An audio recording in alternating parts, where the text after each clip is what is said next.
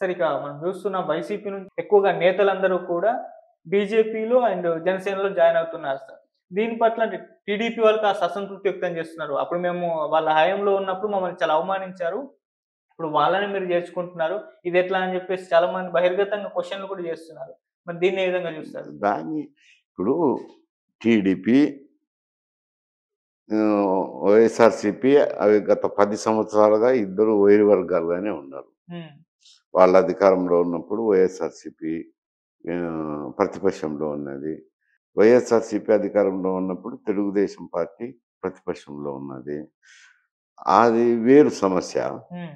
ఇప్పుడు వీళ్ళు జనసేన పవన్ కళ్యాణ్ ఇటీవల కాలంలో పెట్టుకున్న కొత్త పార్టీ. ఓకే. ఆహ్, వారు బీజేపీతో కూడా సంబంధాలనేది ఓపెన్‌గానే ఫ్యాక్టే పెట్టుకున్నాడు గదా! ముందు కూటమిగా ఏర్పడినారు జనసేన, బీజేపీ. హ్మ్. మళ్ళా అదే కూటమి తెలుగుదేశంతోను కూడా కలిసినారు. హ్మ్. దానివల్ల కూడా లబ్ధే జరిగింది గానీ, చెరుపేం జరగలేదు తెలుగుదేశం పార్టీకి. హ్మ్. ఇప్పుడు కొందరు వైఎస్ఆర్‌సీపీలో ఇమడి లేకనో, నాయకత్వం పట్ల వ్యతిరేక భావంతోనో, ఇంకొక దాంతోనో వాళ్ళ యొక్క అభీష్టాలు నెరవేర్చుకునే దానికో ఉంటాయి గదా! రాజకీయాల్లో ఆశలనేటివి ఉంటాయి. హ్మ్. ఆ ఆశల ప్రకారం వాళ్ళు ఇక్కడ చేరుతుండొచ్చు. జనసేన పార్టీలో చేరుతుండొచ్చు. దానివల్ల తెలుగుదేశానికొచ్చే నష్టం ఏమిటి? ఇంకో కొన్ని సీట్లు ఎక్స్‌ట్రా అడుగుతారని ఉంటది. అవును. హ్మ్.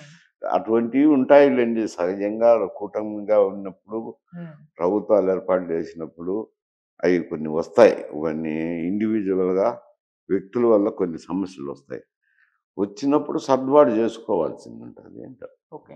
సార్ ఎక్కువగా జనసేనలోనే జాయిన్ అయితున్నారు సార్ వైసీపీ వాళ్ళంతా కూడా. మరి ఎందుకు జనసేననే జాయిన్ అవుతున్నారు? టీడీపీ వైపు అంటే వీళ్ళు చేర్చుకోవట్లేదా? లేకుంటే వాళ్ళే జాయిన్ అవ్వట్లేదా? ఇప్పుడు ఎందుకు అక్కడే స్కోప్? టీడీపీతో నిన్నటి వరకు ఫైట్ చేసుంటారు. హ్మ్. ఇప్పుడు టీడీపీలోకి చేరాలన్నా ఆయన అవకాశాలు ఇవ్వాలా? ఉంటాయో, ఓకే. ఉండవో తెలీదు. జనసేనలో అంటే వాళ్ళకు వీళ్ళకు వ్యతిరేకత లేదు గదా! వాళ్ళు పూర్తిగా కంటెస్ట్ చేసింది 20 సీట్లే. హ్మ్. మిగతా సీట్లలో అయితే వాళ్ళేం కంటెస్ట్ చేయలేరు గదా! అందువల్ల వాళ్ళ యొక్క అవకాశాలను ఉపయోగించుకునే దానికి జనసేనలో చేరుతుండొచ్చు. ఓకే.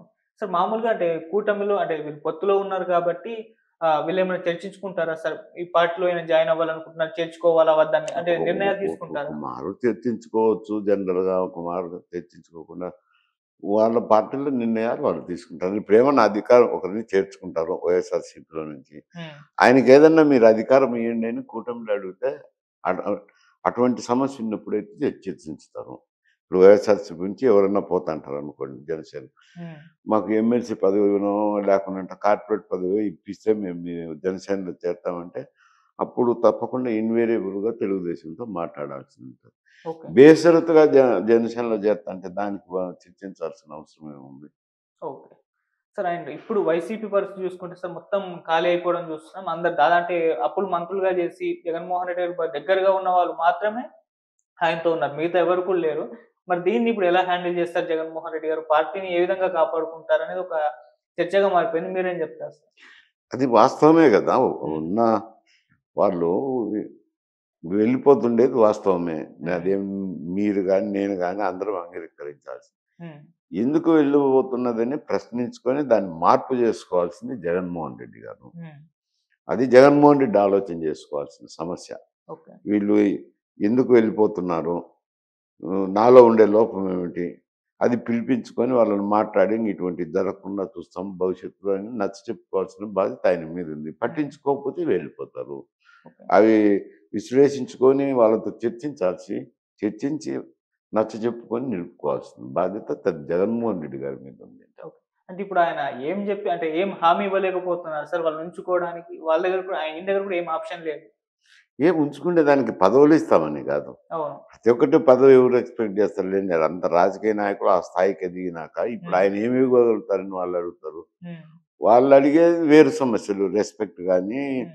పిలిచి మాట్లాడడం గాని, ఏదో అనునయించడం గాని ఇవి చెయ్యాలి గదా! హ్మ్. మనం పార్టీలో పెద్దగా ఉన్నప్పుడు చెయ్యాలా? మాట్లాడడం, వాళ్ళతో చర్చించడము, పార్టీలో ఇన్వాల్వ్ జేయడము. ఆయనకు అవసరమైన మేరకు ఆయన ఆలోచన చేసుకొని, విచక్షణ చేసుకొని వాళ్ళని అనునయించుకోవాల్సిందుంటది. ఓకే.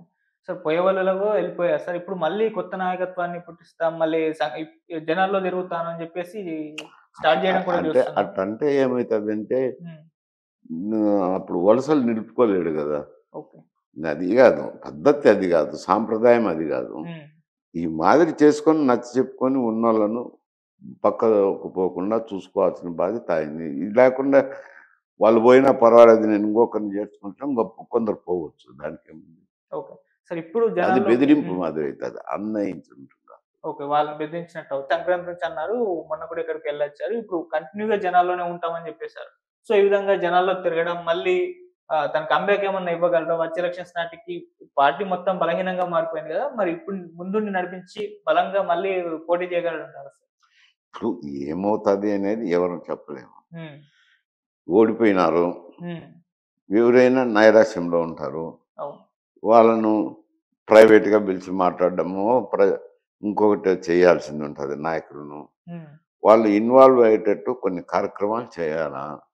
చేసేది భాగమే ఉండొచ్చు. ఆ యాత్ర కూడా చేసినప్పుడు కొంతమంది నాయకులు ఇన్వాల్వ్ అవుతారు. జనం కూడా వస్తారు కదా! వాళ్ళకు పార్టీకి ఓడిపోయినా గానీ, పార్టీ కార్యకర్తలైతే ఉండారు కదా!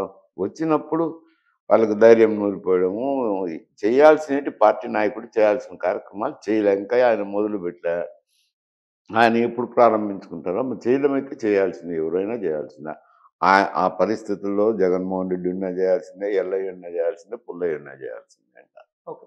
సార్ ఒకవైపేమో మరోవైపు వాళ్ళ నేతల పైన వరుసగా కేసులు, ఈడీ విచారణలు ఇవన్నీ కూడా చూస్తున్నాం. పేర్ని నాని, విజయసాయి రెడ్డి వీళ్ళంతా కూడా ఇలా అంటే 2 ఒకటే టైంలో వీళ్ళు జగన్మోహన్ రెడ్డి గారు ఫేస్ చేయడం చూస్తున్నాం సార్. అంటే ఇప్పుడు